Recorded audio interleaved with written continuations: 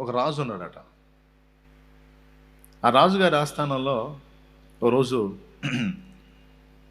ఒకడు నలుగురు వ్యక్తుల్ని పరిచయం చేశాడు. అంటే మనుషులు ఎట్లా మోసం చేస్తారనే దాన్ని చెప్తున్నాను నేను. వివేచన కోల్పోతే, అవతలి వాడి మోసాన్ని పసిగట్టలేకపోతే మనుషులు ఎట్లా వెర్రి పప్పాలు అవుతారో కాస్త తెలుసుకుంటారని గతంలో చెప్పినా మళ్ళీ ఒకసారి ఈ సందర్భానికి పక్కా సూట్ అయ్యేది అదే కాబట్టి చెబుతున్నా.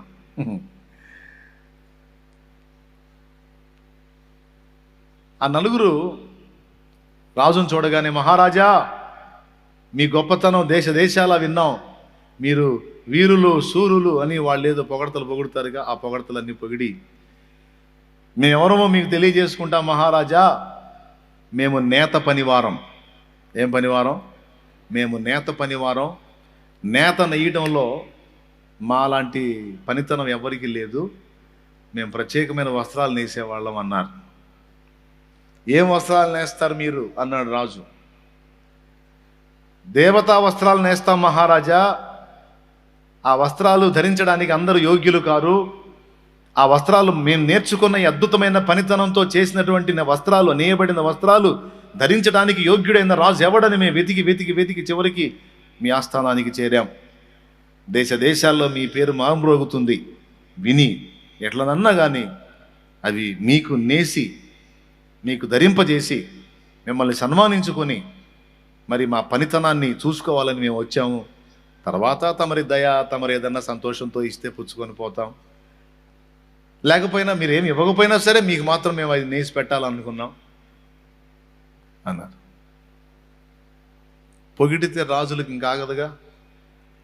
అసలు రాజైంది ఎవరికైనా సరే పొగడతంటే మామూలుగా ఉండదుగా. భేష్, అవునా, నా గురించి దేశ దేశాల్లో విన్నారా? అట్లయితే ఆ వస్త్రాలు ధరించడానికి నేనే తగిన వాడినా? అవును మహారాజా, అది మీరే ధరించాలి, మీ వంటి వారు లేరు కాబట్టి ఆ వస్త్రాలు మీరే ధరించాలి అన్నారు. అట్లయితే తప్పకుండా మీరు నాకు ఆ వస్త్రాలు నేసి పెట్టండి, నేను ధరిస్తాను అన్నాడు. అప్పుడు వీళ్ళు అన్నారు, మాకు దానికి గాను కొన్ని నెలల సమయం కావాలి, కొన్ని నెలల సమయం కావాలి, ఎందుకంటే అవి సామాన్యమైన వస్త్రాలు కాదు కాబట్టి వాటిని నేసి మీకు ధరింపజేస్తాం. మాకు ఒక ప్రత్యేకమైనటువంటి భవంతి కావాలి, అందులో మాకు తినడానికి త్రాగడానికి అన్ని వసతులు ఉండాలి. మేము రాత్రి పగళ్ళు వర్క్ చేస్తూ ఉంటాం, మాకెప్పుడు తలంపు వస్తే అప్పుడు చేస్తూ ఉంటాం, కాబట్టి మాకు అన్ని సౌకర్యాలతో ఉన్న ఒక భవంతిని ఇప్పించండి. అదెంత పని, తప్పకుండా, చాలా చాలా ప్రత్యేకమైన వందనాలు మహారాజా మీకు అని వెళ్తా అన్నట్టు మహారాజా చివరిలో ఒక చిన్న మనవి అన్నారు. ఏంటి చెప్పండి. మేము నేసే వస్త్రాలు ప్రత్యేకమైనవి, దేవతా వస్త్రాలు కాబట్టి బుద్ధిహీనులకు మూర్ఖులకు మాత్రం అవి కనపడవు అన్నారు. ఏంటి? బుద్ధిహీనులకి మూర్ఖులకి అవి కనపడవు, ఈ రెండు లేనోడికి మాత్రం అవి కనపడతాయి అన్నారు. అప్పుడు రాజు అనుకున్నాడు, ఇంత పెద్ద సమూహంలో బుద్ధిహీనులు మూర్ఖులు 10 మందో 20 మందో 100 మందో ఉంటారు, అందరూ అట్లా ఉంటారు కదా, బాగుంది బాగుంది అన్నాడు. ఇంకేం, అట్లయితే అది నిజంగా గొప్ప వస్త్రాలే. మళ్ళీ చెబుతున్నా మహారాజా, మూర్ఖులకు బుద్ధిహీనులకు అర్థమైంది లేవాయా, మూర్ఖులకి బుద్ధిహీనులకు కనపడవు, అవి లేని వాళ్ళకి కనపడతాయి, ఓకే కదా, చేయిపోండి అన్నాడు. పోయారు. ఒక మగ్గం, దానికి సంబంధించిన ఏర్పాట్లన్నీ చేయించి ఒక భవంతినిచ్చి వాళ్ళకి కావాల్సిన అన్ని శుభ్రంగా, వాళ్ళు ఏం చేస్తారు తెలుసా, వాళ్ళు నేత పనోళ్ళు కాదు, పాడు కాదు, దొంగలు. వాళ్ళు దొంగలు. అవతల వాడిని అమాయకత్వాన్ని బుడిగి కొట్టించడానికి, వాడిని బుడిగి కొట్టించడానికి వేసిన స్కెచ్ అది. దేవతా వస్త్రాలు లేవు, ఏమి లేదు, నేత లేదు, ఏమి లేదు, శుభ్రంగా తింటున్నారు, హాయిగా పండుకుంటున్నారు. కొన్ని నెలలు, ఉదాహరణకి ఒక 4 నెలలు అనుకోండి, 4 నెలలు టైం పట్టిద్ది మహారాజు, 4 నెలలు శుభ్రంగా తింటారు అన్నమాట. ఎవడికి అనుమానం రాకుండా తడవకొకడు పోయి ఆ మగ్గాన్ని అటు ఇటు ఏదో నేసినట్టు టక్కం కొడుతున్నారు, సైలెంట్గా వచ్చి పండుకుంటున్నారు, తింటున్నారు, వాళ్ళ ఇష్టం, వాళ్ళు కోరింది, ఇక వాళ్ళు ఆడింది ఆట, పాడిందే పాట, మామూలు లేదు వాళ్ళ పని. నెల అయింది, రాజుగారికి తపన ఎక్కువైంది. రాజుగారు సైన్యాధిపతిని పిలిచాడు. సైన్యాధిపతి, ఎక్కడి దాకా వచ్చిందో నా వస్త్రాలు కాస్త కనుక్కోవా, నాకు ఉబలాటంగా ఉంది అంటే, తప్పకుండా మహారాజా రేపే వెళ్తాను, నేను వెళ్ళి కనుక్కొని తమరికి సమాచారం చెప్తాను అని పోయాడు. సైన్యాధిపతి వస్తున్నాడన్న సంగతి వాళ్ళకి తెలిసింది. తెలిసి మగ్గం దగ్గర కూర్చొని నలుగురు చాలా ఇంట్రెస్ట్గా పనిచేస్తున్నారు. అక్కడ ఒక్క నూలు పోగు లేదు. వీళ్ళేదో వర్క్ చేస్తున్నట్టుగానే మామూలుగా నటించట్లా మగ్గం దగ్గర. సైన్యాధిపతి వచ్చాడు. లోపలికి వస్తే ఒట్టి మగ్గం ఆడిస్తున్నారు తప్ప ఏం కనపట్లా. వీడు గతుక్కుమన్నాడు. వాడిని కూడా పట్టించుకోకుండా వీడు వర్క్ చేస్తున్నట్టు బిల్డప్ ఇస్తున్నారు. వాడు చూసి కాసేపు అబ్జర్వ్ చేశాడు. ఏమన్నా అంత సన్న నులిపోగన్నా కనపడింది? ఏం కనపట్ల. పరకాయించి చూశాడు. ఎట్ట చూసినా కనపడట్లా. వాళ్ళు అన్నారు, సైన్యాధిపతి గారు రండి రండి రండి అండి, మంచి టైంలో వచ్చారు, బిజీగా ఉన్నాం, అందుకని మిమ్మల్ని పలకరించలేకపోయాం, అనుకోవద్దు. ఆ దారం పక్కన పక్క అన్నాను. దారం లేదు, ఏం లేదు అక్కడ. దారం పక్కన అంటే వీడు ఆశ్చర్యపోయి చూసి, దారం ఉందా అక్కడ? అరే నాకేం కనపడలేదు అనుకుని గుటకలు మింగుతున్నాడు. ఈలోపు ఎలా ఉంది మా నేత అన్నారు వాళ్ళు. నాకు కనపడట్లేదంటే ఇప్పుడు ఏమైపోతాడు? మూర్ఖుడు మరియు అవుతాడు. కాబట్టి ఆహాహాహా, ఓహోహోహో, అమోఘం, అద్భుతం, నా జీవితంలో ఇంతవరకు చూడలా, అసలు నేను ఇంతవరకు చూడలా, ఇప్పుడు కూడా చూడట్లా.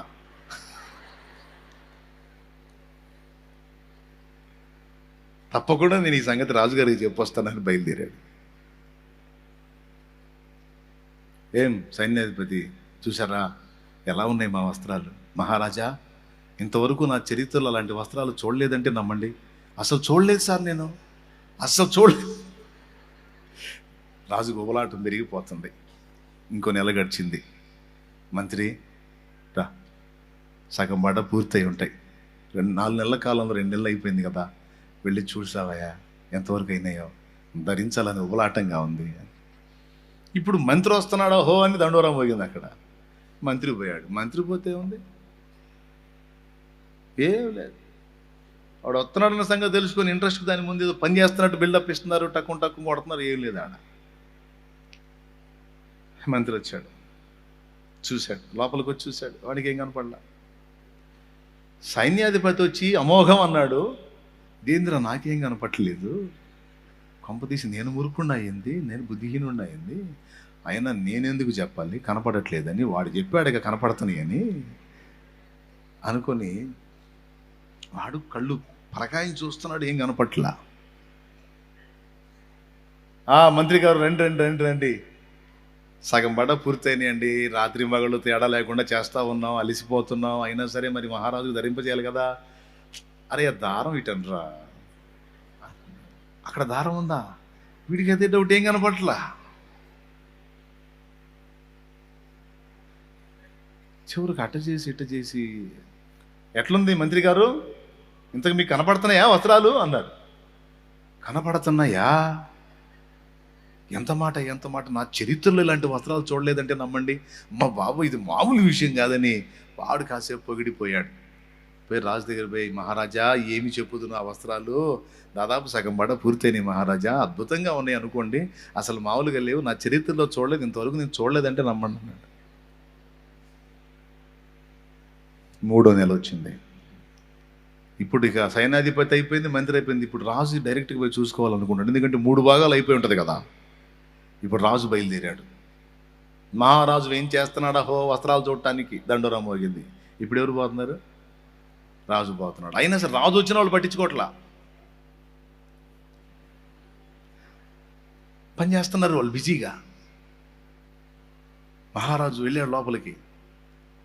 వెళ్తే ఆ చిలకని అటు ఇటు తిప్పుతున్నారు, మగ్గం కొడుతున్నారు, ఒకరినొకడు అరుచుకుంటున్నారు. సరిగ్గా చూడరా, టైం అవుతుంది, మహారాజు గారు వస్తున్నారంట. అసలుకే ఆ తొందరగా కానివ్వండి, 3 భాగాలు పూర్తయిన పని చూసి సంతోషపడతాడు. వచ్చి ఉన్నాడు ఆయన. ఒక్క నూలు పోగు కనపట్ల, ఏం కనపట్ల. కాసేపటి తర్వాత హడావుడిగా పనిచేసినట్టు షో చేసి వెనక్కి చూసి, మహారాజా అమ్మమ్మో వచ్చేసారా, ఎంతసేపు అయింది మీరు వచ్చేసి, అయ్య బాబోయ్ నువ్వన్నా చెప్పాలి కదరా, నువ్వన్నా చూసి చెప్పాలి కదరా, నేను ఆ దారాలు సర్దుతున్నాను, నేనేమో ఇది చేస్తున్నాను అని తలా ఒక మాట చెప్పుకొని మొత్తం మీద రాజుగారు 3 భాగాలు పూర్తయిందండి, రాత్రి పగలు తేడా లేకుండా కష్టపడుతున్నాం, తమరికి ఎట్లనన్నా ధరింపజేయాలని, ఎలా ఉన్నాయి అన్నారు. ఖాళీ మగ్గం తప్ప ఏమీ కనపట్టల్లా. రాజు గతుక్కుమన్నాడు. మూర్ఖులకు బుద్ధిహీనులకు కనపడమన్నారు. సైన్యాధిపతి చూశాడు అద్భుతం అన్నాడు, మంత్రి చూశాడు అమోఘం అన్నాడు, నాకు కనపడి చావట్లేదు ఇందిరా, నేను మూర్ఖుండా ఎందుకు కొంపదీసి, నేను బుద్ధిహీనుడు ఎందుకు కొంపదీసి అని రాజు బిత్తరపోయి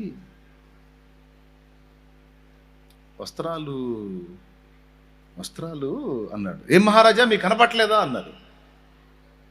ఎవరు చెప్పారు కనపట్లేదు? ఎంత మాట, అసలు నా చరిత్రలో ఇలాంటి వస్త్రాలు చూడలేదు నేను, మీరు అసలు చాలా అద్భుతమైనటువంటి పనులు, తొందరగా కానివ్వండి అన్నాడు. రథం ఎక్కి వెళ్తున్నాడు కానీ డౌట్ వస్తుంది. ఏం డౌటు? నాకు కనపడట్లేదు ఏంది, వాళ్ళందరూ ఏమో అంత బిజీగా పనిచేస్తున్నారు, సైన్యాధిపతి చూశాడు, మంత్రి చూశాడు, వాళ్ళకి నాకు కనపడలేదని వాడు బిక్కమొహం వేసుకొని, సరేలే ఈ సంగతి బయటికి పొక్కిందంటే మన రాజుకే బుద్ధి లేదంట, మన రాజే మూర్ఖుడంట అని జనం అంతా అనుకుంటారు, ఎందుకు వచ్చిన గొడవ అని మౌనంగా వెళ్ళిపోయాడు. 4 నెలలు కూడా అయిపోయింది. ఇక ఇప్పుడు వాళ్ళు కబురు పెట్టారు, వస్త్రాలు పూర్తయినాయి, మరి ఇక రాజుగారు సహకరిస్తే రాజుగారికి ధరింపజేసి మేము రాజుగారిని సన్మానం చేసుకొని కాస్త ఊరేగింపుగా రాజుగారిని అట్లా తిప్పి, రాజుగారు ఏదన్నా మాకు సాయం చేస్తే మేము తీసుకొని పుచ్చుకొని వెళ్ళిపోతాం అన్నారు. బంగారు పళ్ళెం వచ్చింది వస్త్రాలు తీసుకొని పోవటానికి, రథము బంగారు పళ్ళెం చక్కగా వాళ్ళు దాని మీద పెట్టుకొని తీసుకుని వెళ్ళారు. ఏం లేదు ఆడ, ఎంటీ ప్లేట్. హలో వింటున్నారా? ఇది చెప్తున్నది మీకు అర్థమైంది. దేవునికి స్తోత్రం, హల్లెలూయా. ఏం లేదు, ఖాళీ ప్లేటే.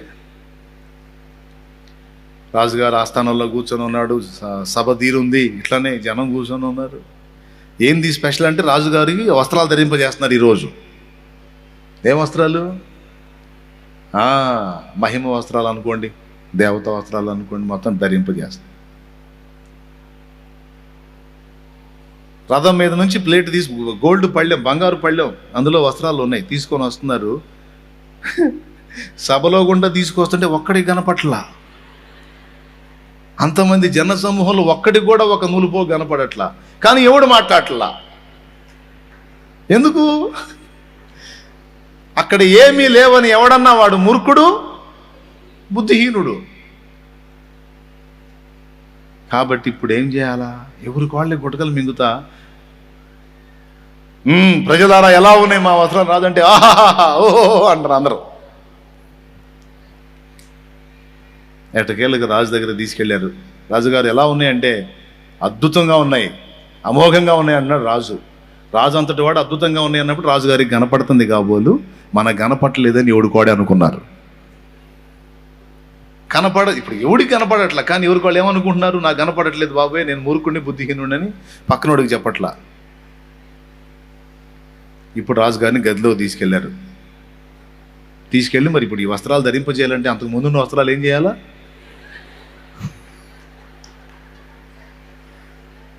ఏం చేయాలి? అంతకు ముందు ఉన్న వస్త్రాలు ఏం చేయాలా? తీసేయాలా. తీసేసి ఇప్పుడు ఇది ధరించాలా. మహారాజా చేతులు చాపండి, ఇదిగో ఇది పై వస్త్రం అని వేస్తున్నారు. ఏమీ లేదు.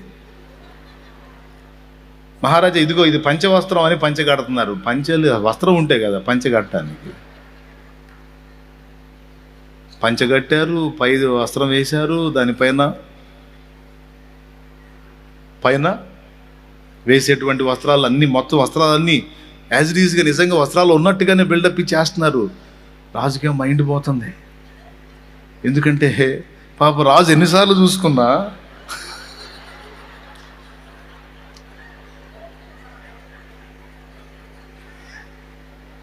తన నగ్న దేహం తప్ప ఏం కనపడట్లా. సరేలే, నాకు కనపట్ల వీళ్ళకి కనపడుతుంది కదా అని మొత్తం మీద అంత అయిపోయింది. మహారాజా, ఇప్పుడు ఇక తమరు బయటికి అడుగు పెడితే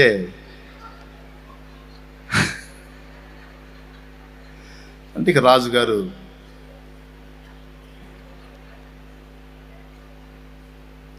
వస్త్రధారుడై ఒట్టిది ఏమి లేదు బయటకు వచ్చి నిలబడ్డాడు. నిలబడితే చూసిన వాళ్ళందరికీ నగ్నంగానే కనపడుతున్నాడు. వాని మొల మీద ఏమీ లేదు, ఒంటి మీద ఏమీ లేదు. ఇప్పుడు జూడిగా జనాలందరూ కూడా బిక్క చచ్చిపోయి ఉన్నారు. ఎవ్వడు ప్రజలారా ఎలా ఉన్నాయి మా వస్త్రాలంటే ఆహాహా ఓహో అన్నారు. ఏం లేదు. నేరుగా తీసుకొచ్చి ఏనుగు ఎక్కిచ్చారు. ఎవరిని?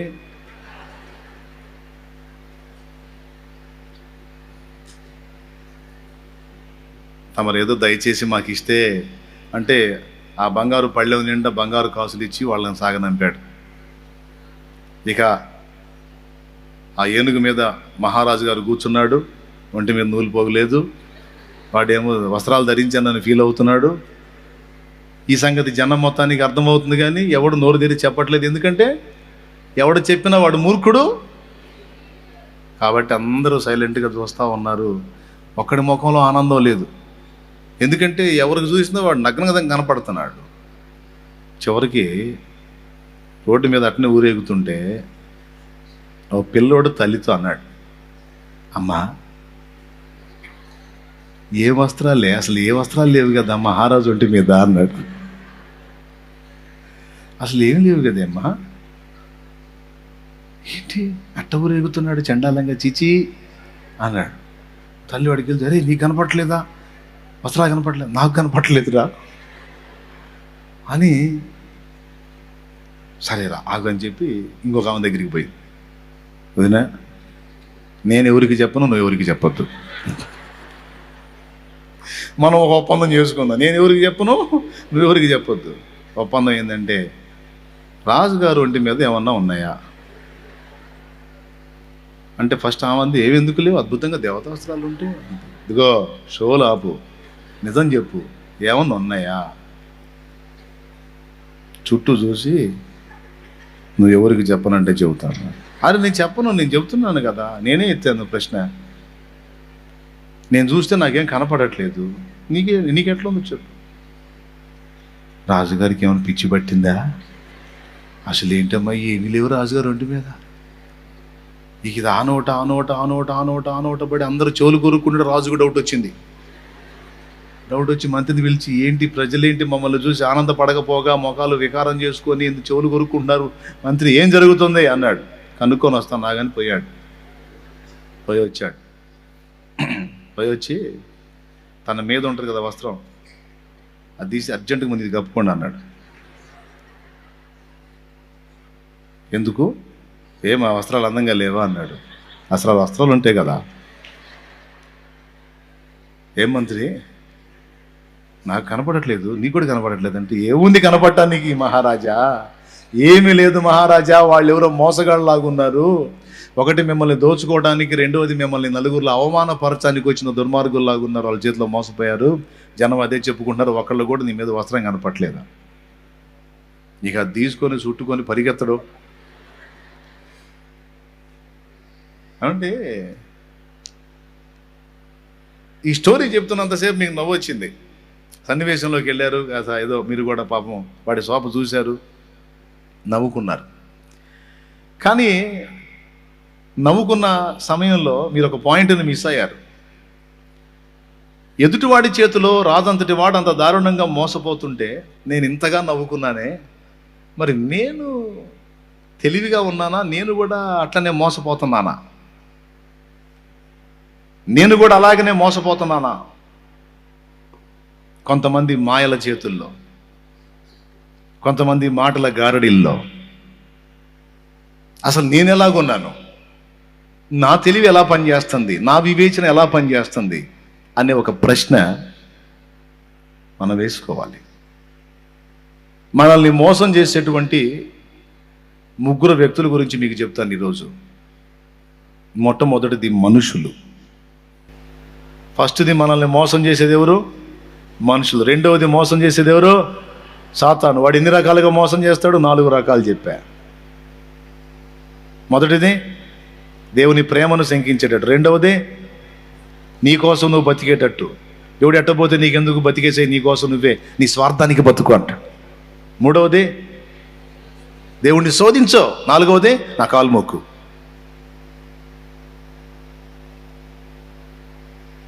ఒకటి మనుషులు మోసం చేస్తారు, 2 సైతాను, మూడవది నీ హృదయమే నిన్ను మోసం చేసిద్ది.